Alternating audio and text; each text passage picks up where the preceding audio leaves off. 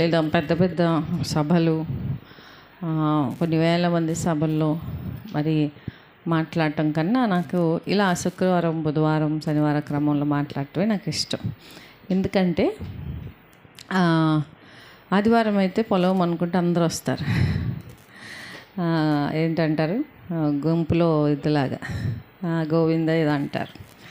కానీ నిజమైన ఆశ కలిగి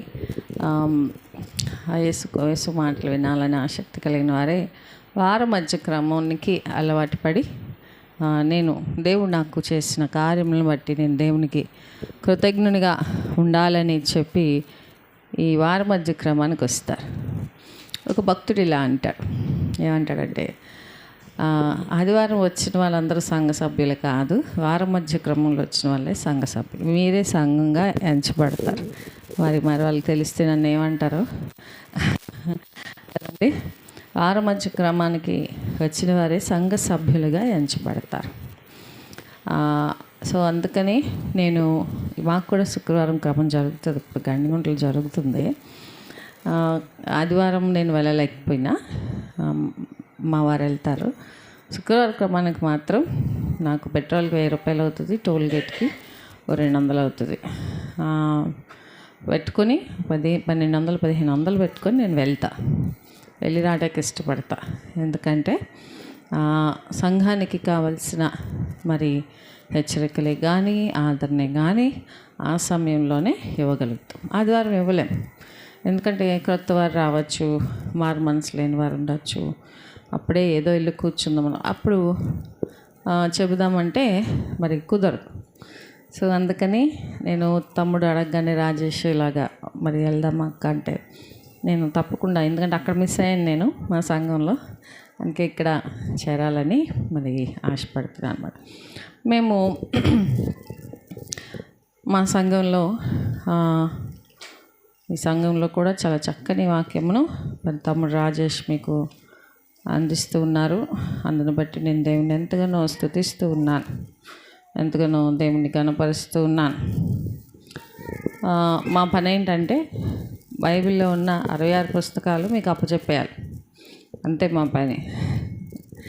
అప్పచెప్పి వాటన్నిటిని మీకు వివరించి చెప్పేసి అప్పచెప్పడం. ఎందుకంటే దేవుడు మాకు అది అప్పగించాడు కనుక బోధించమని.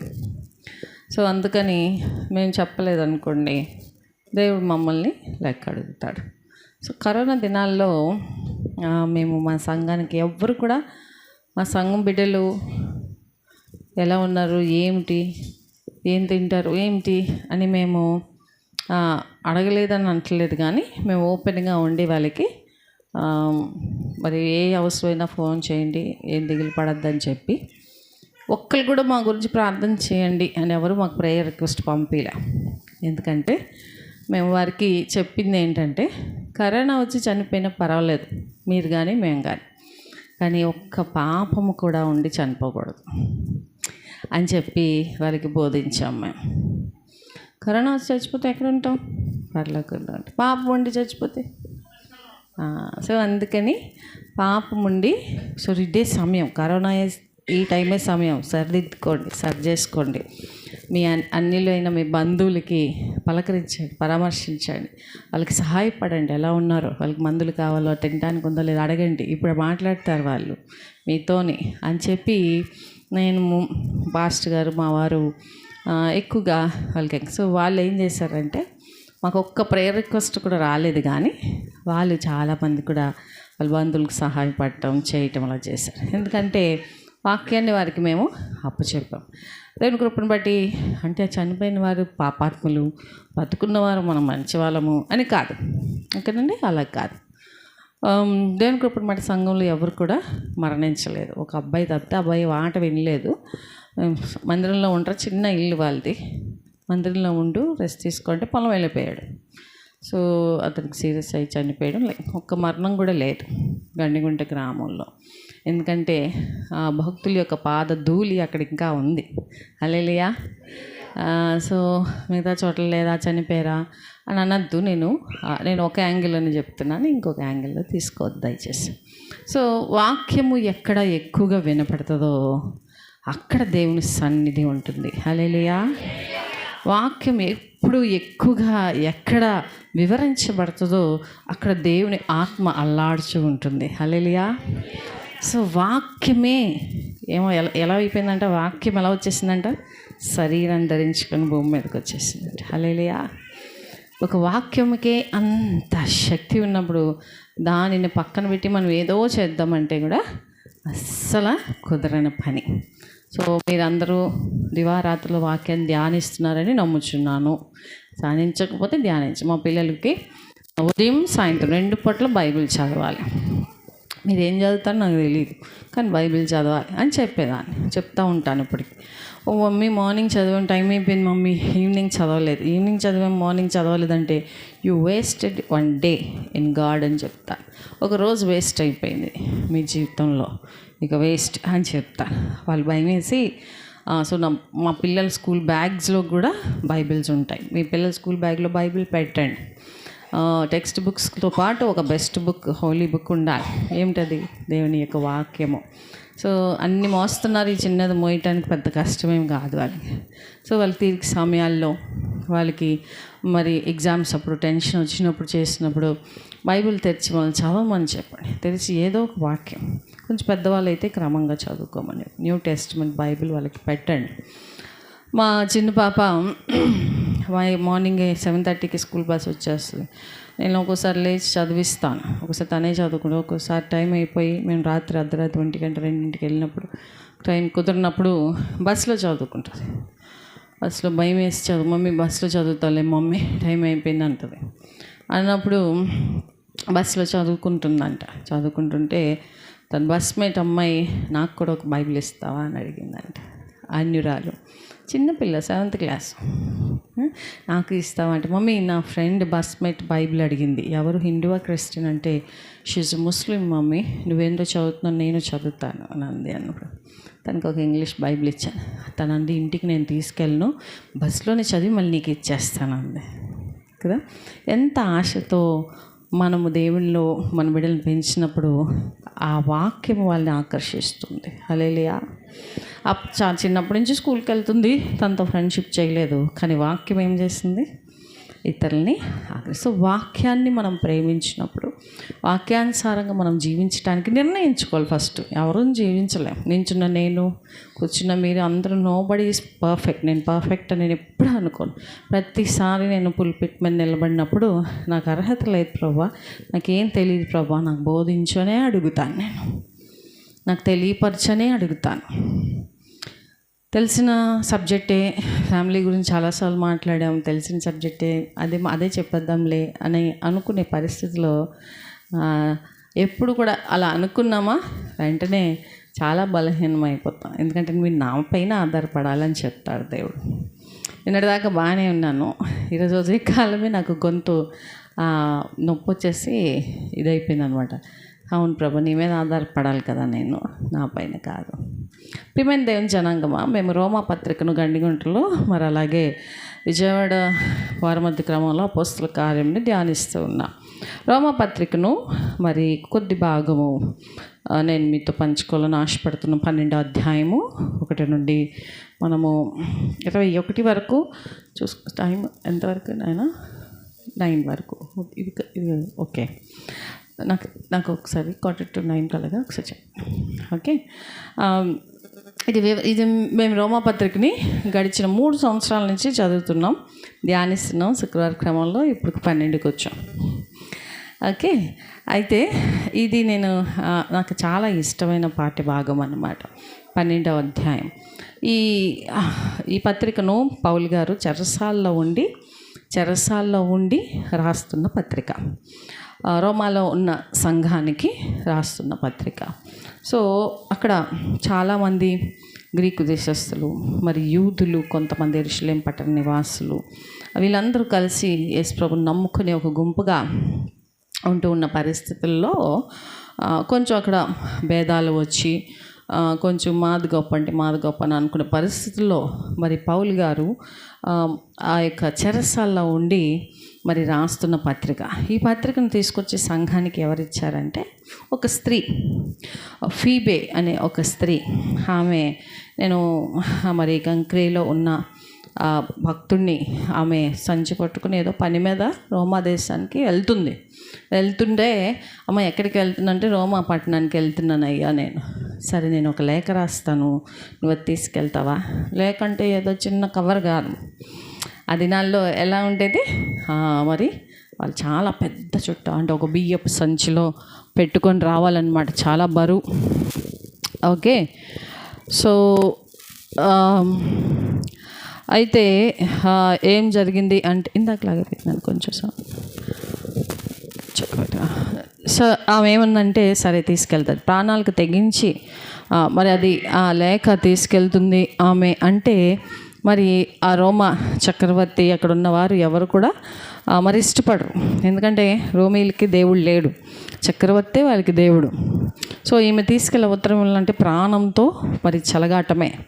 అయినప్పటికి కూడా ఈ స్త్రీ ఎంతో త్యాగంతో తీసుకుని వెళ్ళి ఆ పత్రికను గబుక్కని రోమా సంఘానికి అందించిందనమాట. హల్లెలూయా. అంత రిస్క్తో, అంత ప్రాణాలకు తెగించి చెరసాల్లో, ఇప్పుడు కరెంటు పోతే మనకి ఏం కనబడుతుంది, గాలి దోమలు అంటా చెరసాల్లో బాగుంటుందా? ఆ ఫెసిలిటీస్ ఉంటాయా? ఉండవు. మరి అటువంటి పరిస్థితుల్లో ఆయన ఎంతో ఆశతో సంఘం బలపడాలి, సంఘం ఉజ్జీవింపబడాలి, సంఘంలో సభ్యులు ఇలాగా ఉండాలి అని చెప్పి ఎంతో ఆసక్తితో మరి రాసిన లేఖ ఈ యొక్క రోమా పత్రిక. మరి మనకు చదివించడానికి అంత బాధ ఏంటి కదా, ధ్యానించడానికి అంత బాధ ఏంటి? చదవాలి, లైట్ల కింద ఫ్యాన్ల కింద ఉండి చదవటం పెద్ద బాధ ఏముంది, అంత కష్టపడి రాసినప్పుడు కదా. ఇక్కడ 12వ అధ్యాయము మనం ఒకసారి చూసుకుందాం, చదువుతారా?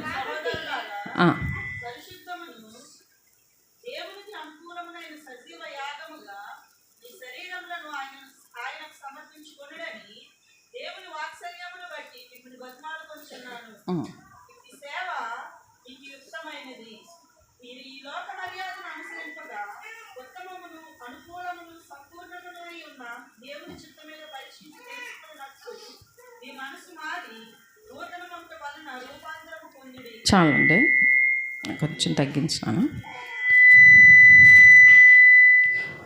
సో కాబట్టి సహోదరులారా, పరిశుద్ధమును దేవునికి అనుకూలమైన సజీవ యాగముగా మీ శరీరములను కదండి ఏం చేయాలని ఏమంటున్నాడండి? ఫస్ట్ క్రైస్తవుడికి మొట్టమొదట ముద్ర, వీడి క్రైస్తవుడు అని ఎలా తెలుస్తుంది? పరిశుద్ధత. ఏంటండి? పరిశుద్ధత. ఎందుకంటే మన దేవుడు పరిశుద్ధుడు కనుక. హల్లెలూయా. మన దేవుడు పరిశుద్ధుడు కనుక ఆయన పిల్లలుగా మనం ఏం కలిగి ఉండాలి? పరిశుద్ధతను ప్రేమించాలి. ఏం చేయాలంటండి? పరిశుద్ధతను ప్రేమించాలి. ఇక్కడ స్టార్టింగ్ లెటర్ కూడా ఏం రాస్తున్నాడంటే ఆయన పరిశుద్ధమును దేవునికి అనుకూలమైన సజీవ యాగంగా. ఎలాగంటండి? దేవునికి అనుకూలమైన సజీవ యాగం, మనకు అనుకూలమైనది కాదు. అదవుతుందండి.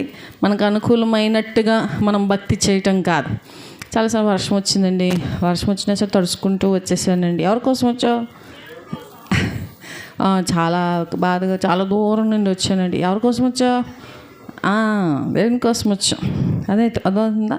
చాలాసార్లు మనకు అనుకూలిస్తేనే వాతావరణం వస్తాం, మనకు అనుకూలిస్తేనే వస్తూ ఉంటాం, మనకు అనుకూలిస్తేనే ప్రార్థన చేస్తున్నామంటే ఎక్కడండి పిల్లలతో అంటాం కదండి. పిల్లలు పుట్టకపోతే పిల్లలు లేరండి అని బాధపడతాం, పిల్లలు ఉంటే పిల్లలతో కుదరట్లేదని. మరి తప్పు ఎవరిది? దేవుడిదా? పిల్లల నుంచి దేవుడు తప్పు చేశాడా? కాదు కదా. అనుకూలమైన భక్తి మనకు కాదు, దేవునికి అనుకూలమైన భక్తిని మనము ఇప్పుడు ఆ మాట ఎందుకు అనాల్సి వచ్చిందని నేను ఆలోచన చేస్తే, పౌలు గారు ఎక్కడున్నారు? అనుకూలమైన స్థలంలో ఉన్నారా? లేరు. చెరసాల్లో ఉంటూ ఆయన చెప్తున్న మాటలు అనుకూలమును సజీవ యాగముగా ఏంటంటున్నాడండి? ఎంత పిలుస్తున్నా పలకట్లేదు అనుకో, కళ్ళు తెరుస్తున్నా కళ్ళు ఆడిస్తున్నాడు, చేతులు ఊపుతున్నాడు, కాళ్ళు ఊపుతున్నాడు, కానీ పలకట్లేదు అనుకో, ఏమంటాడండి? కోమలో ఉన్నాడు, కోమలోకి వెళ్ళిపోయాడు అని అంటారు కదా. కోమలో ఉన్న వాళ్ళు ఏం చేస్తారు? ఏం పని చేయరు కానీ చూస్తూ ఉంటారు, ఊపిరి ఆడుతూ ఉంటారు. అంటే బ్రతికుండి కూడా వాళ్ళు ఏమైనట్టు, ఎందుకు పనికిరానివా? క్రైస్తవుడు కూడా ఎప్పుడు అలాగే ఉండాలి. బ్రతికుండి కూడా లోకానికి పనికి రాకుండా ఉండాలి, దేవునికి పనికి వచ్చేవారు కూడా. హల్లెలూయా, హల్లెలూయా. సజీవ యాగం అంటే అది. లోకానికి నేను పనికి రాకూడదు. లోకం అంటే మనుషులు పనికి రాకూడదు, మనుషులు చేయకూడదు అనగా. లోకం అనగా పాపము చేయటానికి నేను పనికిరాను కదండి. ఇప్పుడు ఒక వస్తువు ఉందనుకోండి, ఆ వస్తువు పనికిరాదు. ఫ్యాన్ ఉంది, పనికిరాదు, పాడైపోయింది. దాని యొక్క పనితనం ఏమిటి? తిరిగి గాలి ఇవ్వటం. అది పనికి రాకుండా పోయింది కదా. కానీ అది అక్కడే ఉంది, అక్కడే పెట్టారు పనికి రాకపోయినా. ఏమంటాం దాన్ని? ఎందుకు వేస్ట్, అది ఉన్నా అంటారు. అవునా కదా? సో దేవుణ్ణి మనం లోకంలోనే ఉంటాం, కానీ లోకం మనలో ఉండదు. హల్లెలూయా. మనం లోకంలోనే ఉండాలి, కానీ లోకం మనలో ఉండకూడదు. సజీవ యాగం అంటే అది. ఒకసారి డిఎల్ మోడీ గారు, నేను చెప్పినట్టున్నాను, ఒక ట్రైన్లో ప్రయాణం చేస్తూ మరి తన ట్రైన్ పక్కన ఉన్నవారు పక్క సీట్ల వాళ్ళు కుర్రోళ్ళు అందరూ కూడా మరి తింటూ తాగుచు వేకాట ఆడుతూ విచ్చలవిడిగా ఉన్నారు. ఈయన ముసలైన డిఎల్ మోడీ గారు అంటే ఆయన పెద్ద సేవకులు. ఈయన అప్పటి వరకు చదువుకున్నాడు, రాసుకున్నాడు, వీళ్ళకి ఏదైనా సువార్త చెప్తే బాగుంది అనుకుంటున్నాడు. కానీ చాలా మత్తులు, చాలా ఎగతాళిగా పేకాడుతూ చాలా హేళన చేస్తున్నాడు. హే ఓల్డ్ మ్యాన్ అనుకుంటే చాలా ఎగతాళి చేస్తున్నాడు. అప్పుడు దాకా టీ తాగాడు. సరే పడుకుందాంలే లోపు ఇతను నిద్రపోతున్నాడు, డిస్టర్బ్ చేయాలి అని లేపి, hello man come let's play అన్నాడంట. కార్డ్స్ ఆడుకున్నారా, రండి అన్నారంట. అని అంటే ఒకసారి ఈయన ఏమన్నాడంటే, sorry I have no hands అన్నాడంట. ఏమన్నాడు? క్షమించు, నాకు చేతులు లేవయ్యా అన్నాడంట. ఏమన్నాడు? చేతులు లేవా? టీ తాగాడు, రాసుకున్నాడు, దుప్పటి పరుచుకున్నాడు, నాకు చేతులు లేవు అన్నాడంట. దేనికి చేతులు? చచ్చిపడిపోయినాయి పాపము చేయటానికి. హల్లెలూయా. వెంటనే వాడు మత్తు వదిలి ఇదేంటి చేతులు లేవంటున్నాడు, ఇప్పుడు దాకా టీ తాగాడు, పెన్తో రాసుకున్నాడు. అంటే అప్పుడు అంటున్నాడంట, నాకు పాపం చేయి చేత, this hands belongs to my Jesus అన్నాడంట. హల్లెలూయా. ఈ చేతులు నా యేసువి, ఇవన్నీ చేయటానికి కాదు. సో సజీవ యాగముగా అంటే మరి ఈ లోక సంబంధమైన వాటి కింద రాస్తాడు. వెంటనే అక్కడ ఏమంటున్నాడు? మీరు ఈ లోక మర్యాదను అక్కడ చెప్తున్నాడు, దేవుని వాత్సల్యంను బట్టి సమర్పించుకోండి, దేవుని వాత్సల్యం బట్టి మిమ్మల్ని బతిమాలుకుంటున్నాను. ఏం చేస్తున్నాడంటండి? సేవకులు మేము బతిమాలుతాం, అమ్మ ప్రార్థనకు రమ్మ, అయ్యా కొంచెం ప్రార్థనకు రా, అయ్యా ప్లీజ్ అయ్యా, రేపు అయ్యగారు రేపు చూస్తాలండి అయ్యారు, అదే రేపు వీలైతే వస్తాలండి. ఎవరికోసం వస్తా? నేను ఎప్పుడు ఫోన్ చేసి ఏమో మా యూత్ మీటింగ్ రాలేదంటే, అక్కడే ఈ దఫా వస్తాలే అంటాడు. ఈ దఫా వస్తాడంటే అంటే నాకేం వస్తుందా?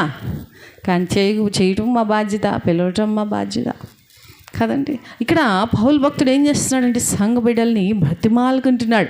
అంటే వాళ్ళు ఏ స్థితిలోకి వెళ్ళిపోయారంటే, ఎవరిని బతిమాలుతామండి? వినని వాళ్ళని కదా, ప్లీజ్ అమ్మ ఒకసారి రామ్మ ప్లీజ్ అమ్మ అంట కదా. అస్సలు వినని వాళ్ళని. సంఘం ఎలా ఉన్నారంటే అసలు వినే పరిస్థితిలో లేరు. దయచేసి మిమ్మల్ని బతిమాలుకుంటున్నానయ్యా, దేవుని వాత్సల్యం బట్టి మిమ్మల్ని దేవుని ప్రేమను బట్టి మిమ్మల్ని బ్రతిమాలుకుంటున్నానయ్యా. అసలు మామూలుగా అయితే సౌలు గారు ఉన్నప్పుడైతే ఎలా ఉండేది? మామూలుగా ఉండేది కాదు కదా. కానీ ఇప్పుడు ఏమంటున్నాడు? దేవుని వాత్సల్యం బట్టి మిమ్మల్ని బ్రతిమాలుకుంటున్నాను అని అంటూ అక్కడ చెప్తున్నాడు. దేవుడు ఏమంటున్నాడంటే, అనుకూలం సంపూర్ణమైన దేవుని చిత్తం మీద పరీక్షించి తెలుసుకున్నట్లు ఏమంటున్నాడండి? దేవుని చిత్తం మీద పరీక్షించాలి. ఏం చేయాలండి? పరీక్షించాలి. మనం అన్ని చాలా వాక్యాలు ఇప్పుడు వస్తున్నాయి టీవీలో, వాటిలో చాలా పాటలు వస్తున్నాయి, అన్నీ చాలా వస్తున్నాయి. కానీ ఏది ఉత్తమమైందో, ఏది దైవికమైందో పరీక్షించే జ్ఞానంలోనికి మనం ఎదగాలి. ఈ వారం మధ్య క్రమాల్లోనే ఎదుగుతాం. అది ఆదివారం కూడా ఎదగలే. ఆదివారం ఆరాధన, ఇప్పుడు చేసేది ప్రార్థన. అర్థమవుతుందండి? ఆదివారం ఏం చేస్తాం? ఆరాధన చేస్తాం కృతజ్ఞతతో. ఆదివారం అంటే దేవుడు చేతులు ఇలా పెడతాడంట, అంటే నువ్వు ఆరాధన చేయి నేను అందుకుంటానంటాడంట. వారి మధ్య క్రమంలో మనం చేతులు ఇలా పెట్టాను, ఇదిగో ఇస్తున్నాను అంటాడంట దేవుడు. హల్లెలూయా. ప్రార్థన అంటే ఏంటి? దేవుడిని అడుక్కోవడం, వేడుకోవడం.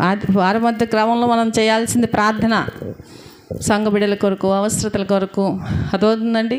వారు బలహీనమైపోతే, వెనకబడిపోతే మారు మనసు కొరకు, వివాహాల కొరకు. ఆదివారం శుక్రవారం పూట మనం చేసేది ఇలాగా, ఆదివారం పూట దేవుడు ఇలా అంటాడు, చెయ్యి, నాకు కృతజ్ఞతాస్తుతులు చెల్లించు, ఇవ్వు, నాకు రావాల్సింది నాకు ఇవ్వు అంటాడు దేవుడు. సో ఇక్కడ ఏం చెప్తూ ఉన్నాడంటే, ఏది ఉత్తమమో, దైవ చిత్తం ఏదో అంటే, దైవ చిత్తం చాలా రకాలు ఉంటాయి అన్నమాట. అంతే కదా, ఏమంటారండి? దైవ చిత్తం చాలా రకాలుగా ఉంటాయి. అన్నీ దైవ చిత్తం అని చెప్పేస్తూ ఉంటారు. కానీ దాన్ని మనం ఏం చేయాలి? పరీక్షించి తెలుసుకోవాలి. అయ్యగారండి, నేను ఒక అమ్మాయిని ప్రేమించానండి, మరి అమ్మాయి చాలా మంచిదండి, మరి దైవ చిత్తం అని అనిపిస్తుందండి, ప్రార్థన చేయండి. దైవ చిత్తం అది ప్రార్థన చేయండి కదండి అంటారు. అది దైవ చిత్తం అవుతుందా? మరి దానికి ప్రార్థనే కావాలి. అయ్యగారు, నేను పలానా సినిమా హీరో ఫ్యాన్ అండి, టికెట్లు దొరకాలి నాకే ఫస్ట్. దైవ చిత్తం అది కాదండి. అయ్యగారు, నాకు మరి ట్రాన్స్ఫర్ అవ్వాలండి, ఇక్కడికి ట్రాన్స్ఫర్ అవ్వాలంటే మరి నాకు పై వాళ్ళకి కొంచెం ఏమివ్వాలి? ఇవ్వాలండి, ఆ డబ్బులు సమకూడలాగా ప్రార్థన చేయండి కదా, దైవ చిత్తం అది. అరే ట్రాన్స్ఫర్ అంటే చేస్తాను, సరే దేవుడు నీకు, దేవా ఈ బిడ్డకి ఎక్కడ క్షేమో, ఎక్కడ పని చేయగలదో అక్కడ ఇవ్వు ప్రభు అని చేస్తాం. కానీ ఆ డబ్బులు సమకూడాలంట, అది దైవ చిత్తం అవుతుందా? అవ్వదు.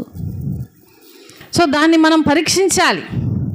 ఒక పెద్ద సేవకుడు టీవీలో వాక్యం చెప్తున్నాడు, నేను విమర్శించట్లేదు, కానీ నీకు కరోనా రాదు అంటున్నాడు. అరే కరోనా రాదు అని ఎక్కడ గదులు తలుపులు వేసుకుని లైవ్లో చెప్తున్నాడు. ఆయనకి రాదు, మరి మిగతా వాళ్ళకి వస్తుందిగా కదా. నీకు కరోనా రాదు, దేవుడు కరోనాను తొక్కేస్తాడు, వచ్చేసి రాదు అని చెప్తాడు. మా అమ్మాయి, చిన్న అమ్మాయి చూసింది. అమ్మాయికి అప్పటికి 3-4 సంవత్సరాలు అయిపోయిందిగా కరోనా వచ్చి. చూసి మమ్మీ ఏంటి నెట్ చెప్తున్నాడు, కరోనా రాదంటాడేంటి, గవర్నమెంట్ మాస్కులు పెట్టుకోండి, శానిటైజ్ చేసుకోండి, డిస్టెన్స్ పాటించండి మరి అని చెప్తున్నాడు. కరోనా వచ్చిన వాళ్ళు దేవుడు ముట్టి స్వస్థపరుస్తున్నారు, అసలు రాదే అంటున్నాడు ఏంటినా. This is wrong teaching mummy, this teaching very wrongly. తీసేయండి మమ్మీ, బాగాలేదు వాక్యం అంటుంది. ఆమెకి అప్పటికే 5th, 4th క్లాస్. ఎలా తెలిసింది? మరి స్వస్థపరిచే యెహోవాను నేనే, గాఢంధకారమును సంచరించినాను, ఏ అపాయం నీకు అంటున్నాడు. నీ రోగం నిమిత్తము నేను గాయపడ్డాను అంటున్నాడు. కరోనా రాకుండా ఎట్టుంటుంది? కరోనా వచ్చింది పోయింది, రాకూడదు ఇది కాదు అక్కడ సమస్య. మనము దేవుని దగ్గర నుండి ఏది వచ్చినా సరే సంతోషముగా స్వీకరించే దేవుని కొరకు ఆ శ్రమలో కూడా దేవునితోనే ఉండాలి. హల్లెలూయా. యోబు ఎంత పాపాత్ముడైతే అన్ని శ్రమలు వస్తాయి. ఎంత పాపాత్ముడండి. ఆయన ఇస్తాడంట బలి, పిల్లలకి ఇస్తాడంట, భార్యకి ఇస్తాడంట, పని వాళ్ళ కొరకు కూడా ప్రార్థన చేస్తాడంట. ఇంత ప్రార్థనాపరుడికి ఎందుకంత శ్రమ?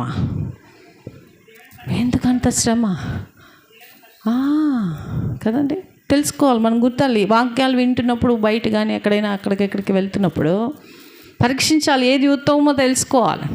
ఎక్కడ నిన్న ఆత్మ బలపడుతుందో తెలుసుకోవాలి. ఎక్కడ పడితే అక్కడికి వెళ్ళిపోకూడదు. మీ సంఘ కాపరి ఎంతో శ్రమతో, ఎంతో కష్టంతో మిమ్మల్ని పోషించి ఆత్మీయంగా మిమ్మల్ని బలపరిచి పౌష్టిక ఆహారం ఇచ్చి మిమ్మల్ని బలపరిచి నిలబెట్టాలని కోరుకుంటూ ఉన్నప్పుడు ఎక్కడుంటే నేను నా కుటుంబం క్షేమమో అది మనం చూడాలి. మా విజయవాడలో చాలా మందిరాలు వచ్చాయి, చాలా మందిరాలు వచ్చాయి. పెద్ద పెద్ద మందిరాలు, టీవీ మందిరాలు వచ్చాయి, ఫేస్బుక్ మందిరాలు వచ్చాయి, చాలా మందిరాలు, యూట్యూబ్ మందిరాలు వచ్చాయి. మా వాళ్ళకి ఒకటే చెప్తాం, మీ ఇష్టం, మీరు వెళ్తానంటే వెళ్ళండి, మేము మిమ్మల్ని ఉండమని చెప్పాం. మీకు ఎక్కడ క్షేమో అక్కడ ఉండండి అంట. మీరు ఎక్కడ ఆత్మీయంగా మీరు బలపడతారో అక్కడ ఉండండి.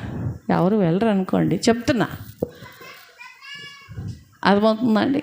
సో మనము వాక్యము ఎక్కడ మనకి వినిపించబడుతుందో, మన దైవజనులు ఎక్కడ మన కొరకు ప్రయాసపడుతున్నారో, మన కుటుంబాల కొరకు ఎక్కడ దైవజనులు కన్నీటి ప్రార్థనలు చేస్తారో, మన గృహాలను దర్శించి ఆదరిస్తారో అక్కడ దేవుని సన్నిధి ఉంటుంది.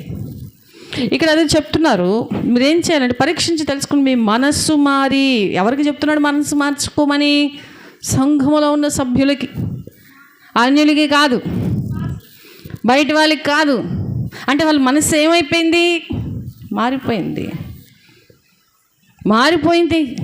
మనస్సు మారి రూపాంతరం చెందండి, దేవుని స్వరూపంలోనికి రండి అని బ్రతిమాలుకుంటూ ఉన్నాడు. సో అందుకే దావీదు అంటాడు, నీ కట్టలు గైకున్నట్టు నా ప్రవర్తన స్థిరపడి ఉండినాళ్ళే ఎంత మేలు. 119వ వచనంలో అంటాడు. ఏమంటాడండి? నా ప్రవర్తన స్థిరపడి ఉండినట్లు, నీ కట్టలను గైకున్నట్టు నా ప్రవర్తన ఎలా ఉండాలంట? ఈరోజు ప్రార్థన, రేపు ఆఫీస్లో, రేపు పనికాడ ఎలా ఉంటున్నావు? స్థిరంగా ఉంటుందా ప్రవర్తన? వాక్యం మనల్ని స్థిరపరుస్తుంది, వాక్యం మనల్ని బలపరుస్తుంది. నువ్వు ఎక్కడుంటే అక్కడ, ఏ పనిలో ఉంటే అక్కడ. అందుకే అంటాడు ఆహా అని ఎప్పుడు అంటాం? పిల్లలైతే ఐస్ క్రీమ్ చూడగానే ఆహా అంటారు, ఆడలైతే ఏదైనా పట్టుచీర చూస్తే ఆహా అంటారు, మగవాళ్ళైతే ఇంకొకటి. కానీ ఇక్కడ రాజుకు ఆహా అనేవి చాలా ఉన్నాయి. కానీ దేవా నీ కట్టడలు, నీ కట్టడలు గైకున్నట్లు, నీ కట్టడలే నాకు ఆహా, నీ వాక్యమే నాకు ఓహో. ఎంత చక్కని నాకు ఆ వాక్యం దగ్గర నేను అలా ఆగిపోతా, ముందుకు వెనక్కి వెళ్ళను. ఇంకా అవి నేను గైకున్నాను ప్రభువా, అవి గైకుంటానికి నాకు స్థిర మనసు ఇవ్వు. మనం ఏం చేస్తాం? ప్రభా అయ్యగారు పిల్లడు మాట వింటలేదు, మా ఆయన మాట వింటలేదు, మా ఆవిడ మాట వింటలేదు, మా ఇంటి గల మాట వింటలేదు. ఇది కాదు, వాళ్ళ ప్రవర్తన స్థిరపడటం కాదు. ముందు మనం గైకొని స్థిరపడాలి, ముందు మనం గైకొని బలపడాలి. అర్థమవుతుందండి? ప్రియదైవం జనాంగమా, ముగించుకుందాం. అక్కడ అంటున్నాడు మరి నూతన ఒకటి వలన రూపాంతరం పొంది తన్ను తాను ఎంచుకున్న దానికంటే ఎక్కువగా ఎంచుకున్నాక దేవుడు ఒక్కొక్కరికి విభజించి విశ్వాస పని ఏం చేయాలంటండి? ఎంచుకున్న దానికంటే ఎక్కువగా ఎంచుకోకూడదు కదండి. విశ్వాసాలు ఏం చేయాలి? ఒకరు బలపరచుకోవాలి. ఒకరు ఏం చేయాలి? అబ్బా నువ్వు చాలా చక్కగా పాడతావమ్మా అని మెచ్చుకోవాలి. మీరు చక్కగా వాక్యం చదువుతారు, అమ్మమ్మ ఎప్పుడు ఈమె చదువుద్ది, ఎప్పుడు ఈమె పాడిద్ది కదండి. అక్కడ ఆ సంఘంలో హెచ్చు తగ్గులు ఉన్నాయన్నమాట. విశ్వాసాలుగా మనం ఏం చేయాలంటే ఒకరినొకరు మనం ఏం చేయాలి? నేనింత అంటే నేనింత అని కూడా ఉండకూడదు. నువ్వు వెళ్ళు, నువ్వు చెయ్యి, నీకెందుకు, నేను ఉంటాను, నేను అనుకుంటే ప్రార్థన చేస్తాను, నీకెందుకు అని ఒకరినొకరు ప్రోత్సహించుకుని ఒకరినొకరు బలపరుచుకోవాలి. హల్లెలూయా. అది పరిశుద్ధాత్మని యొక్క కార్యం. అది మనం అనుకుంటాము నేను కనబడాలి, నేను ఉండాలని అనుకుంటాం. కాదు, నువ్వు కనబడతావు కానీ దేవుడు కనబడ్డా. అక్కడ ఆత్మ ఏం చేస్తాడంటే మనల్ని ప్రోత్సహిస్తాడు, పరిశుద్ధాత్మను ముందుకు నడిపిస్తాడు, దురాత్ముడు కిందకు పడేస్తాడు. అర్థమవుతుందండి? చాలామంది అలుగుతారు సంఘంలో, మాకు రాలేదండి, మాకు బాగోపోతే అయ్యగారు, మమ్మల్ని పలకరించలేదండి. అయ్యో ఏ పరిస్థితి ఉండి రాలేదో అయ్యగారు, ఏ కష్టం ఉండి రాలేదో అమ్మగారు, ప్రభా వాళ్ళు ఏ పరిస్థితుల్లో చిక్కుబడి ఉన్నారు. మీకున్న 2 పిల్లలనే మీరు చూసుకోలేరు, మిమ్మల్ని చూడా, పిల్లల్ని చూడా, వాళ్ళని చూసుకోనా, వాళ్ళ ఆరోగ్యాలు చూసుకోనా, వాళ్ళ తిండి చూసుకోనా. ఎంత కష్టం అది. సంఘం ఏం చేయాలంటే సేవకుల పక్షాన నిలబడి ఏం చేయాలి? అయ్యా మీరు వెళ్ళండి, మేము మీకోసం ప్రార్థిస్తాం. అయ్యా నాకు ఈ సమస్య వచ్చింది, ఏం పర్వాలేదు, మీరు నా గురించి ప్రార్థించండి, నేను పడిపోకుండా సమస్యలో నా గురించి ప్రార్థించండి. అయ్యా మొన్న సమస్య తీరింది అనుకున్నానా, ఇంతలోనే ఇది వచ్చింది, అయ్యా ఏం చేయను అయ్యా వచ్చి మనం బేరమనకూడదు. ఏం చేయాలి? అయ్యా ఇది పరిస్థితి, నేను స్థిరంగా ఉండేలాగునా, నేను బలంగా ఉండేలాగునా, నేను పడిపోకుండా ఉండేలాగునా అయ్యా నా గురించి ప్రార్థించండి.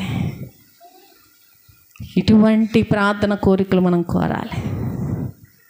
అక్కడ చెప్తూ ఉన్నారు భక్తుడు ఏమంటాడు? తన్ను తాను హెచ్చించుకున్న దానికంటే ఎక్కువగా ఎంచుకున్నాక ఒక్కొక్కరికి ఇచ్చిన విశ్వాస పరిమాణం చొప్పున ఏం చేయాలన్నా మీలో ఉన్న ప్రతి వానితోనూ అని కృపను బట్టి మీలో ప్రతి వానితోనూ చెప్పుచున్నారు. ఒక్క శరీరం మనకు అనేక 4వ చదువుతున్నాను.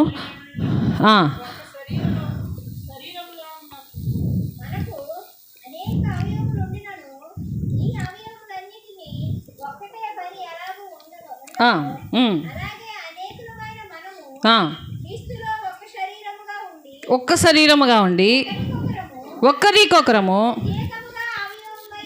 చాలండి. ఏం చేయాలంటే అండి, సంఘం అంటే ఏం చేసుకోవాలంటే అండి, ఒక్కరికొకరము. దీనికి అంతటికీ నేను చెప్పేస్తా, చదవాల్సిన అవసరం లేదు. ఇప్పుడు నాకు ఇక్కడ దాంగు గుర్తుంది అనుకుందాం, ఓకేనా? ఇక్కడ దాంగు గుర్తే ఇది ఈ చెయ్యి అంటది, నా చెయ్యి కాదు కదా అంటదా? అనదు. అనుకుంటే వెంటనే ఏం చేస్తుంది, ఇటు కొట్టుద్ది. ఇలా కొట్టగానే కాదు ఫస్ట్ చూస్తుంది, కన్ను చూస్తుంది, అమ్మాయి ఎంత పెద్ద దోమరా అని నోరు అంటది. అప్పుడు బ్రెయిన్కి చెప్తుంది, నువ్వు వెళ్ళి కొట్టు అంటది. దీన్ని వెంటనే కొడుతుంది. కొట్టగానే మళ్ళీ నోరంటే, అబ్బాయి ఎంత రక్తం తాగేసిందిరా బాబు అనుకుంటా ఉంటుంది కదండి. వెంటనే ఈ కాలు పరిగెట్టి ఇంకా దోమలు రాకుండా తలుపేస్తుంది ఈ కాళ్ళు కదా. వెంటనే అక్కడ చాలా దోమలు ఉన్నాయి, నువ్వు అటు వెళ్ళవాకు, జాగ్రత్త, మరి పొల్ల వెలిగించో ఏదో ఒకటి వెలిగించని ఈ నోరు అందరికీ అనౌన్స్ చేస్తూ ఉంటుంది ఇంట్లో వాళ్ళకి. అంటే ఒక చిన్న దోమ దీనికి తగులుతుంటే శరీరం అంతా ఏం చేస్తుందండి? అంతేకాదు, చిన్న గోరు లేకపోతే తెలుస్తుంది మనకి, గోక్కోవడం ఎట్టా దోమ కొడితే కదా. ఈ గోరునే నాకేం తెలియదు, నేను దేనికి పనికిరాను అనుకుంటుంది. ఇది అనుకోదు. గోరు లేకపోతే మనం ఏం చేస్తాం, ఏదో ఒకటి తీసుకొచ్చి ఇప్పుడు ఏవో వచ్చినాయి కర్రలు గోకేసుకుంటారు బర కదా. ఈ గోరు ఏం చేస్తుందంటే వెంటనే ఆ దురదను అబ్బా అంటది నోరు, అబ్బా. ఇది సంఘం యొక్క పని చేయాల్సిందే. సంఘం ఇలా పని చేసుకోవాలి ఒకరికొకరు. ఇప్పుడు ఈ కన్ను, నేను పుట్టిన దగ్గర నుంచి ఈ కన్ను ఇలా పెరిగిపోతుంది, ఈ కన్ను పెరగట్లా, ఎలా ఉంటుంది కదండి. ఈ చెయ్యే పెరుగుతుంది, ఈ చెయ్యి పెరగట్లా, ఎలా ఉంటుంది? బాగుంటుందా చూడటానికి? ఎంత అసహ్యంగా ఉంటుంది కదా, చాలా చండాలంగా ఉంటుంది. అలా సంఘంలో ఒకలే పని చేస్తున్నారు అనుకోండి, ఒకలే కష్టపడుతున్నారు అనుకోండి, ఒకలే పద్దాగా ఒకలే తుడుచుకొని ఒకలే చేసుకుంటున్నారు అనుకోండి, మిగతా వాళ్ళందరూ వచ్చి కూర్చొని పాడేసుకుంటూ వెళ్ళిపోతున్నారు. ఎంత అసహ్యం ఉంటుంది. నీకోసం దేవుడు ప్రాణం పెట్టలేదా? నీకోసం దెబ్బలు తినలేదా? ఆ ఊడిసేవం కోసమని తిన్నాడు, ఆ పాడేవాళ్ళ కోసమని తిన్నాడు, దెబ్బలు ప్రాణం పెట్టాడు. ఏం చేయాలి? సంఘం అంతా పని చేయాలి. సంఘం అంతా పని చేయాలి. సర్చ్ ఫర్ ద వర్క్ అంటాడు ఒక భక్తుడు. సంఘం పనికి వెతకాలంట. అయ్యగారు నేనేం చేయాలి? అయ్యగారు, అమ్మగారు నేను పని ఉందో చెప్పండి, నేనేం చేయాలి? నేను వెల్లూరు పట్టణంలో నాన్నగారు ట్రీట్మెంట్కి ఉంటే మా ఇంటి ఎదురుగుండా మిషనరీస్ ఉండేవాళ్ళు, స్టాన్లీ గారు, లిలియన్ స్టాన్లీ గారు. వాళ్ళ ఇంటికి వెళ్ళి నాకు ఖాళీ సమయంలో నేను వెళ్ళి ఆంటీ అంకుల్ని నేను పని చేయనా అని అడిగేదాన్ని. అంటులతో ఉన్నా, బట్టలు ఉతకనా, ఏం చేయనా ఆంటీ అని అడిగేదాన్ని. వాళ్ళకి దోశలు వేసి పెట్టేదాన్ని, వాళ్ళతో పాటు పరిచర్యకి వెళ్ళేదాన్ని, కరపత్రాలు పంచేదాన్ని. వాళ్ళకి బాగోకపోతే నేను వంట చేసి పంపించేదాన్ని. అవసరం లేదు, వాళ్ళు మా సంఘం కాదు, మా సేవకులు కాదు, మాకు ఎవరు కాదు. వాళ్ళు ఏం కావాలో వాళ్ళ పిల్లలకి ఏమైనా బాగోపోతే మా ఇంటి దగ్గర తెచ్చుకొని మా పిల్లలు మా దగ్గర పెట్టుకొని వాళ్ళకి ఎంతో సహకరించి. అంటే నేను చేశానని చెప్పట్లేదు. Church should search for the work. పని కోసం మనం వెతకాలి. దేవుని పని నేనేం చేయాలి, ఇంకేం చేయాలి, ఏం చేయాలి? అయ్యగారు ఈరోజు ఇంటికాడే ఉన్నాను అయ్యగారు, డ్యూటీకి వెళ్ళలేదు అయ్యగారు, ఎక్కడికైనా ప్రార్థనకి వెళ్దాం అయ్యగారు, ప్రార్థన చేద్దాం అయ్యగారు, రమ్మంటారా, ఏమైనా సాయం చేయమంటారా? వెతకాలి. నువ్వు దేనికోసం పాటు పడుతున్నావంటే, నువ్వు వారమంతా పాటు పడింది నీ పనిలో, అది నీకు ఇది పెడుతుందేమో కానీ నువ్వు దేవుని కోసం కష్టపడింది నేను పరలోక రాజ్యానికి తీసుకువెళ్తుంది. హల్లెలూయా. నువ్వే కాదు, అనేక మందిని తీసుకుని వెళ్తావు. అక్కడ ఉంటుంది నీ జీతం. నువ్వు వారం అంతా కష్టపడింది ఇక్కడ ఇస్తారేమో కానీ నువ్వు దేవుని కోసం పడిన కష్టము అక్కడ పొందుకుంటావు ఒకరోజు. మనం అనుకుంటాం, నేను పాస్టర్ గారితో వెళ్తున్నానండి, అయ్యగారికి ఇక్కడ చర్చికి వచ్చి పాటలు పాడుతున్నానండి, ఏం లాభం అండి, ఒక రూపాయి కూడా అంటాం కదా. కానీ దేవుడు అక్కడ నీకు డబ్బులు బ్యాంకులో వేస్తున్నాడు. అక్కడ ప్రియ దేవుని జనాంగమా, మరి ఎంతో చక్కగా ఎవరికి వాళ్ళకి బోధించేవారు, హెచ్చరించేవారు, పంచిపెట్టేవారు. మరి అందరికీ ఒక్కొక్కరికి ఒక్కొక్క భాగం ఇచ్చి మీరు ఇలా ఉండండి, ఇలా ఉండండి, ఇలా ఉండండి అని చెప్తాం. 9వ వచనం చూద్దాం. మీరు ప్రేమ ఉండవలేను. చాలండి. ఏం చేయాలంటే ప్రేమలో ఎలా ఉండాలంటండి? అమ్మగారు రండి అని కూర్చోండి. అబ్బా మంచి సీరియల్ అప్పుడే వచ్చిందేమో అనుకుంటాం కదా. అమ్మగారు రండి అంటాము, మంచి సీరియల్ అప్పుడే వచ్చారు కదా. ప్రేమ ఎలాగుందంటండి? ప్రేమలో రకాలు ఉన్నాయి కాబట్టి నిష్కపటంగా ఉండాలంటున్నాడు కదండి. నిజంగా ప్రైజ్ లార్డ్ అంటామా? నిజంగా ఆ బిడ్డను బట్టి నువ్వు స్తుతిస్తావా? ప్రైజ్ లార్డ్ అంటే దేవునికి స్తోత్రం, మహిమ, దేవునికి వందనం. ప్రభా ఈ అక్కను చూశాను, నీకు వందనాలు. మళ్ళీ ఈ వారం ఈ అక్కను చూడగలిగాను, మళ్ళీ ఈ సహోదరిని చూడగలిగాను. ప్రభా నీకు వందనాలు. ఏం అవసరం ఉందో ప్రభా బిడ్డకి. ప్రైజ్ లార్డ్ చెప్తామా? కానీ అలా అంట ప్రైజ్ లార్డ్ కదండి. ప్రేమ ఎలా ఉంది? లోపల ఒకటి, నీకు బయటిది మనుషులు చూస్తారు, లోపలిది దేవుడు చూస్తాడు. లోపల దాన్ని బట్టి మార్కులు ఉంటాయి. నువ్వు ప్రైజ్ లార్డ్ చెప్పావా లేదా అనేది ఉండదు. అదవుతుందండి. లోపల నీ ప్రేమను బట్టి, ఎటువంటి ప్రేమతో నువ్వు పలకరించి ఆహ్వానిస్తున్నావో దానిని బట్టి నీకు మార్కులు పడతాయి. అదవుతుందా అండి? ప్రేమ, నీ ప్రేమ నిష్కపటంగా ఉండవలను. చెడ్డదాన్ని అసహించుకొని ఏం చేయాలంట? మనం హత్యలు చేయం, మనం దొంగతనాలు చేయం, వ్యభిచారం చేయం, తాగుతారు మీరు ఎవరైనా? అబ్బే అసలు బాబీ ఇప్పుడు మనిషి ఉండి తాగం, సినిమాలకి వెళ్ళాం, ఏం చెయ్యం. చెడ్డదాన్ని ఏం చేస్తాం?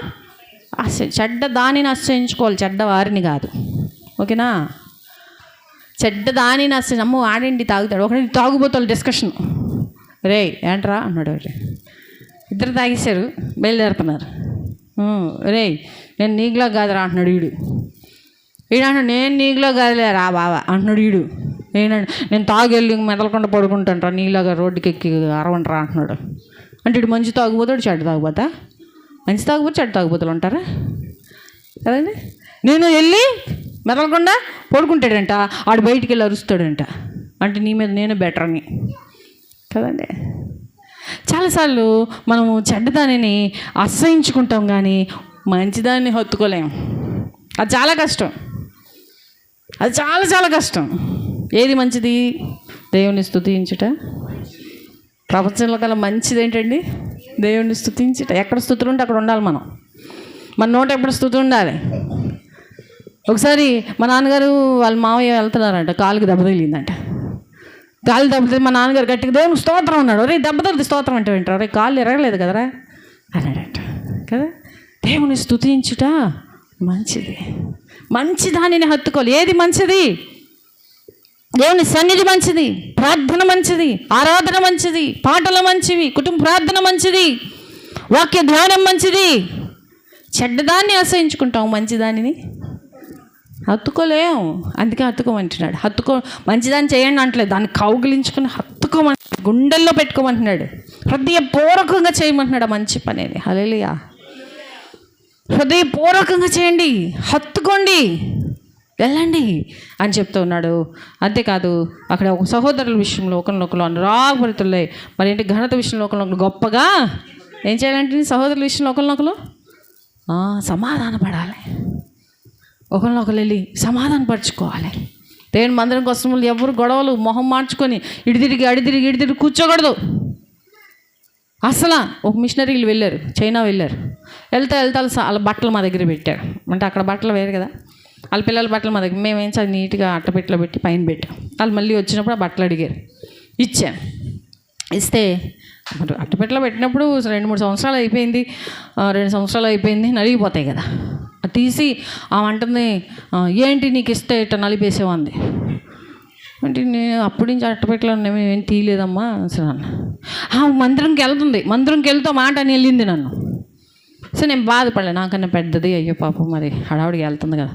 కానీ దేవుడు మందిరంలో ఆమెతో మాట్లాడాడంటే, దేవుడు నీకోసం అంత కష్టపడి ఆమె దాచిపెట్టి ఉంచితే నీ వస్తువుల్ని నువ్వు ఇలా మాట్లాడేవేంటి అని అన్నాను. ఆమె మళ్ళీ మందిరం నుంచి రాగానే నన్ను క్షమాపణ అడుగుతుంది. నన్ను డాలీ అంటారు ఇంట్లో, డాలీ నన్ను క్షమించండి.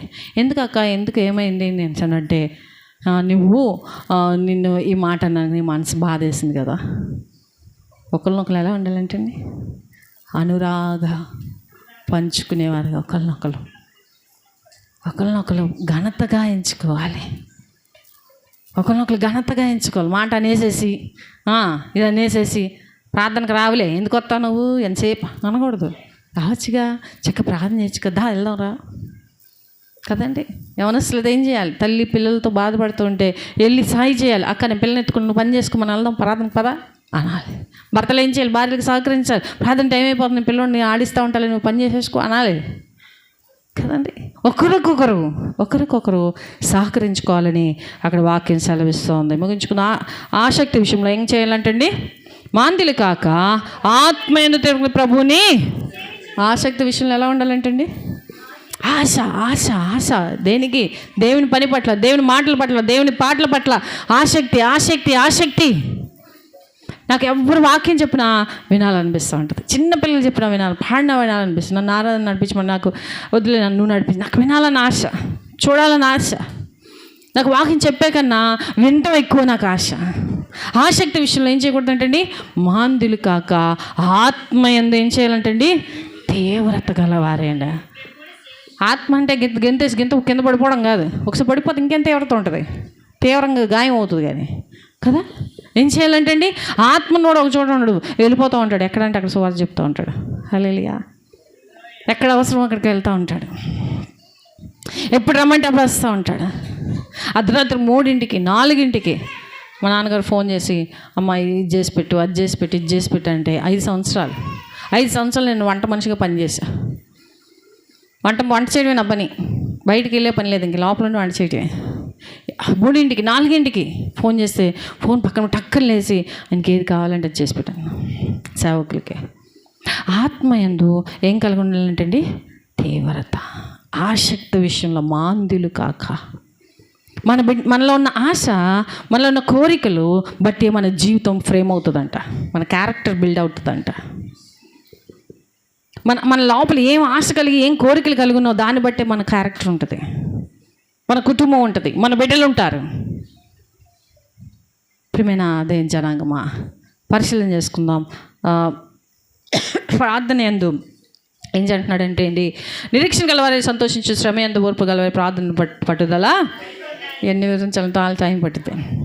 సో ఏం చేయాలంటండి? ప్రార్థన అంటే ఏం చేయాలి? టక్కని పట్టుదలతో ఉండాలి, ఓర్పు. ప్రార్థన చేస్తుంటే ఆటోమేటిక్గా దేవుడు ఓర్పిస్తుంటాడు. అక్కడ అంటూ ఉన్నాడు, పరిశుద్ధుల అవసరతలు పాల్పొందు శ్రద్ధగా ఆతిథ్యం ఇచ్చు, మిమ్మల్ని హింసించు వారిని దీవించుడు కానీ శపించవద్దు. ఏం చేయాలంటే పరిశుద్ధులకు ఏం ఇవ్వాలంటండి?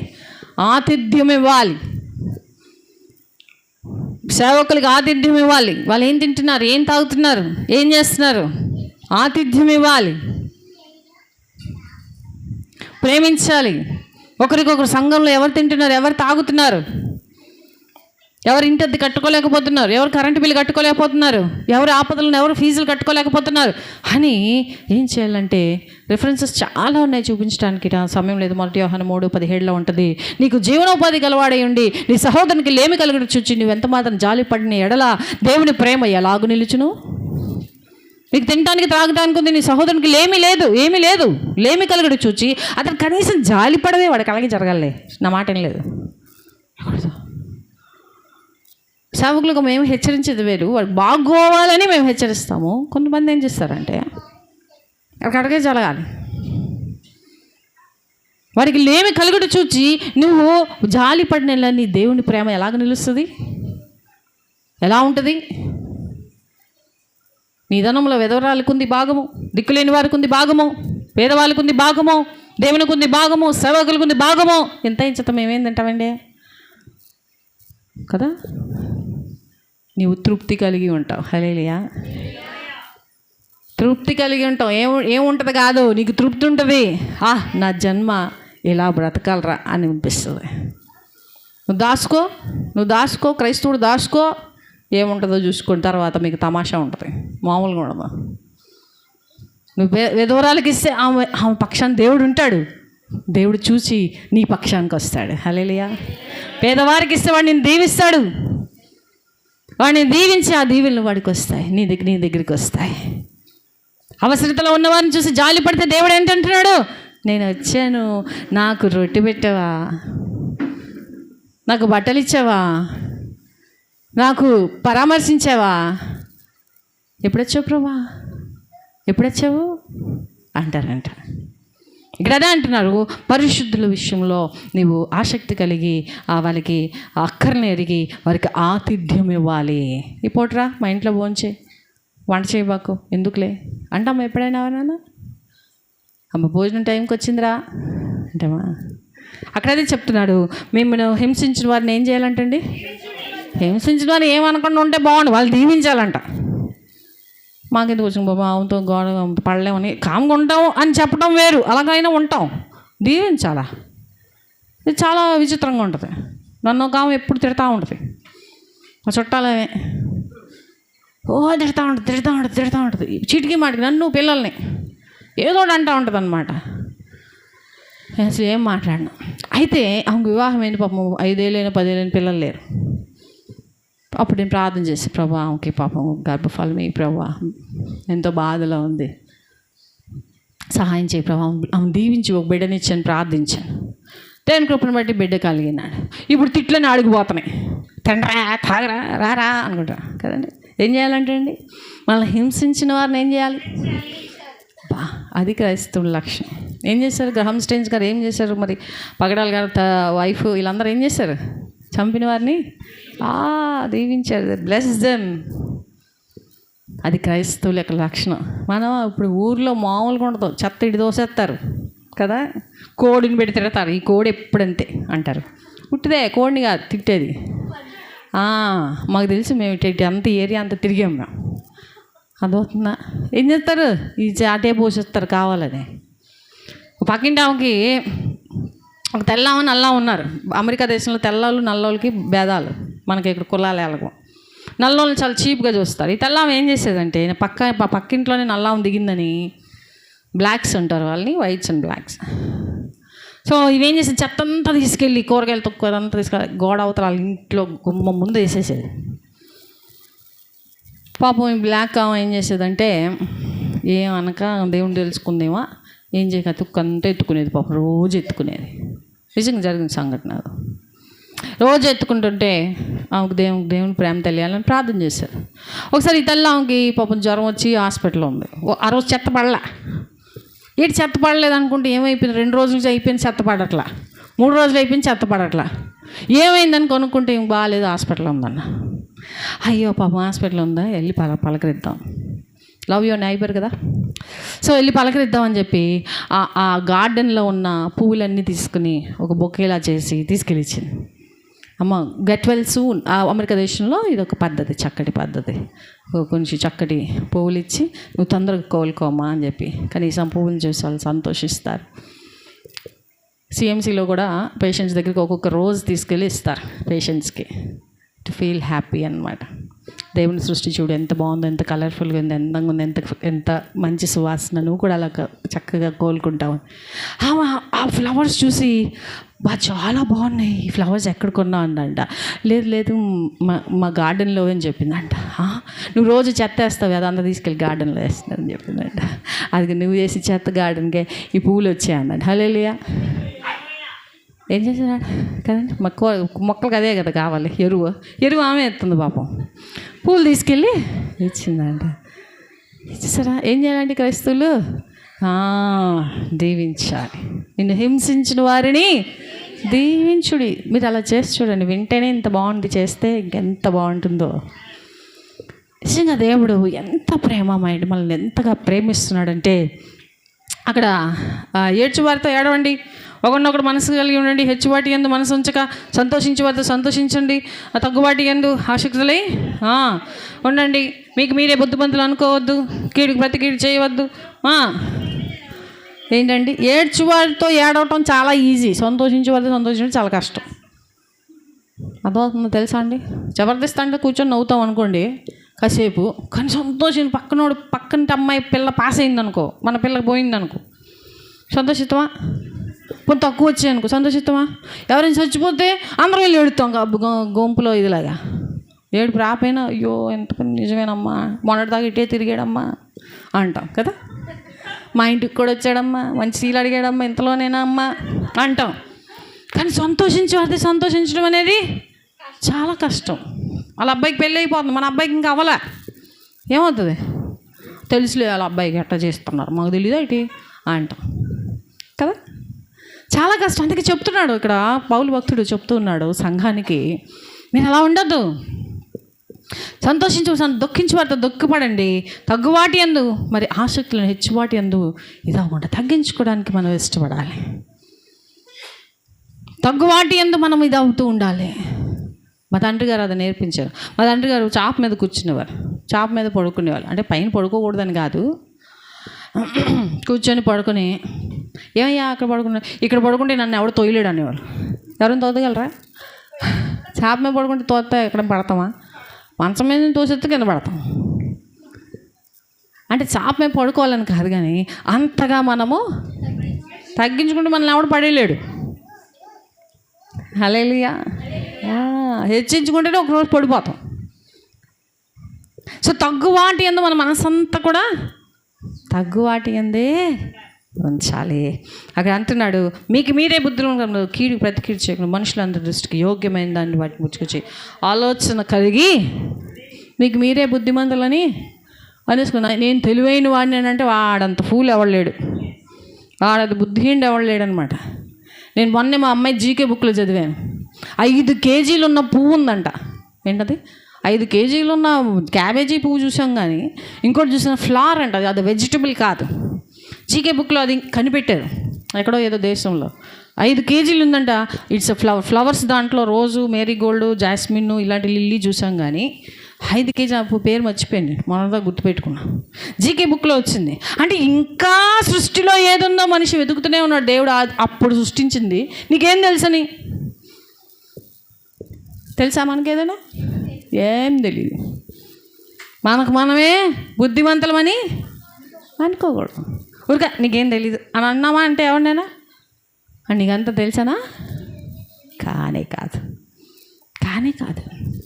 అక్కడ అంటున్నాడు, నీవేం చేయమంటున్నాడు? యోగ్యమైన వాటిని గురించి ఆలోచన కలిగిండి, సఖ్యమైతే మీ చేతనైతే మటుకు సమస్త మనుషులు సమాధానం ఉండి. ప్రియులారా, మీరే పగ తెచ్చుకుని ఉగ్రతకు చోటు ఇక్కడి పగ తెచ్చుకుని వారి మన పనిని మరి నేనే ప్రతిఫలం ఇత్తును అని ప్రభువు చెప్పుచున్నాడు అని రాయబడి ఉన్నది. కాబట్టి నీ శత్రువు ఆకలి కొనేంటి అతని భోజనము పెట్టుము, దప్పికొనేంటి దాహంకిము. అలాగూ చేయటం వలన అతని తల మీద నిప్పులు కుప్పలుగా పోయబడను. కీడు వలన జయింపక మేలు చేత. ఇంటికి వెళ్ళి మరొకసారి చదవండి, ఇంకా వివరంగా మీ దాసులు, మీ సేవకులు ఇంకా చక్కగా వివరిస్తారు. ఏం చేయాలంట? ఎవరైనా వస్తే పగవారు ఏం పెట్టాలంట? భోజనం పెట్టాలి. మా దగ్గరికి ఒక ఆయన వచ్చారు. మా తమ్ముడికి బాగాలేదని ఆయన మాకు డబ్బులు ఇవ్వాలి. మా తమ్ముడు హాస్పిటల్లో ఉన్న రోజుకు 10,000 ఐసీయూలో. ఆయన మాకు డబ్బులు ఇవ్వాలని అడిగితే అయ్యా కొంచెం మా తమ్ముడికి బాగాలేదు అంటే, ఏ డబ్బులు నువ్వు ఎప్పుడే ఇచ్చేసా కానీ అదో అనేసాడు సేవకుడే. అదో అనేసి, ఓహో నీకు ఎప్పుడో కానికిస్తానన్నా అది అడుగుతున్నావమ్మా అన్నాడు. అంటే నాకు చాలా బాధ వేసింది. సరే అయ్యా, నేను నీ 10,000 కోసం నేను పరలోకాన్ని 12 గుమ్మాలు ఎక్కడ పోగొట్టుకోవాలి, నేను అవుతాయా అన్న. సరే నువ్వు ఇచ్చేసాను అంటున్నావు అన్న. అతను ఒకసారి ఇంటికి వచ్చాడు, మా అబ్బాయి పెళ్ళికి పిలవడానికి మా పాస్టర్ గారిని వచ్చారు. వస్తే నేను బిర్యానీ తెప్పించి పెట్టి ఆయనకు ఆశ్చర్యపోయాడు. భోజనం పెడతాడని అనుకోలేదు, ఏదో కార్డు ఇచ్చే అమ్మ పర్లేదు వద్దమ్మా అన్నాడు. ఏం చేయాలంటండి? అట్లా చేస్తే నిప్పులు కుప్పలుగా వాడి మీద నువ్వేం నిప్పు అంటించక్కర్లే, భోజనం పెట్టి చాలు, అదే నిప్పు. నీళ్ళు చాలు, అదే నిప్పులు కుప్ప. కీడు చేత కాదు కానీ మేలు చేత కీడుని జయించా. ఎంత చక్కటి లేఖ, ఎంత చక్కటి ఉత్తరం సంఘానికి దేవుడు ఇచ్చాడు. ప్రియదయం జనాంగమా, అంత శ్రమతో కూడిన ఈ లేఖను మనం ధ్యానించితేనే ఇంత బాగుంది, పాటిస్తే ఇంకెంత బాగుంటుంది.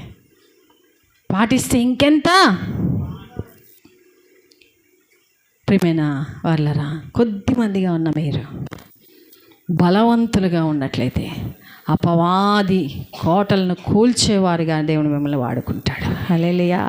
యేసు ప్రభు శిష్యులు 12 మందే, కొద్దిమందికే దేవుడు అంటున్నాడు, ఇదిగో నేను మిమ్మల్ని వాడుకుంటాను, నా కృప మీతో ఉంచుతాను, మిమ్మల్ని ఘనపరుస్తాను, మీరు తగ్గించుకుంటే మిమ్మల్ని హెచ్చిస్తాను. ఏమి చేయకుండా నన్ను తలగా ఉంచు ఇవేమి చేయకుండా, ప్రేమించకుండా, ఒకరిని తగ్గించకుండా, ఒకరినొకరు అనురాగంగా ఉండకుండా, మన సజీవ యాగంగా అర్పించుకోకుండా, అయ్యగారు తగ్గిపోవాలి, అయ్యగారు ప్రార్థన చేయండి, అయ్యగారు అంటే చేస్తాడండి దేవుడు? చేస్తాడా? ప్రియదయించండి. ఇటువంటి వాక్యానుసారమైన జీవితం మనం జీవించాలని కోరుకుంటూ ఈ మాటల్ని ముగిస్తున్నా. అధికమైనది నీ కృప, అంతులేనిది, అంధకార గుడారములో ఆదరించినది యేసయ్యా, అంతులేని అగాధములో ఆదుకున్నది. అధికమైనది నీ కృప, అంతులేనిది, అంధకార గుడారములో ఆదరించినది యేసయ్యా, అంతులేని అగాధములో ఆదుకున్నది. అధికమైనది నీ కృప, అంతులేనిది,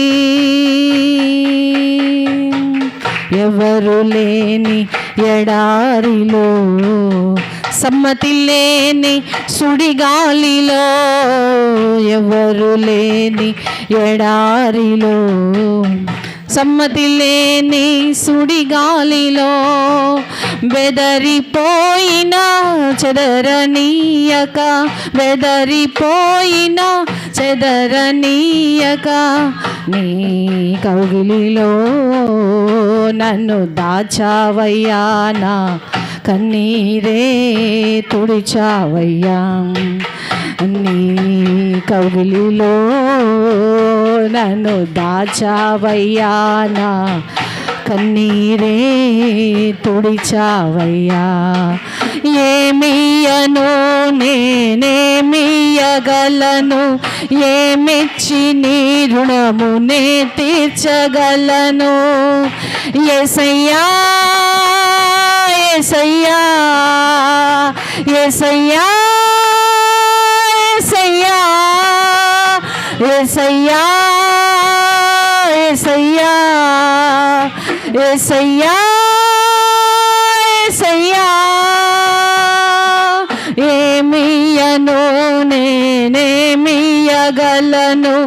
ఏమిచ్చి నీ రుణము నే తీర్చగలను. నీ కానుకనై నిన్ను పూజించనానా, ఎలిక నీవని సేవించనా. నీ కానుకనై నిన్ను పూజించనానా, ఎలిక నీవని సేవించనా. అధికమైనది నీ కృప, అంతులేనిది, అంధకార గుడారములో ఆదరించినది యేసయ్యా, అంతులేని అగాధములో ఆదుకున్నది. హల్లెలూయా.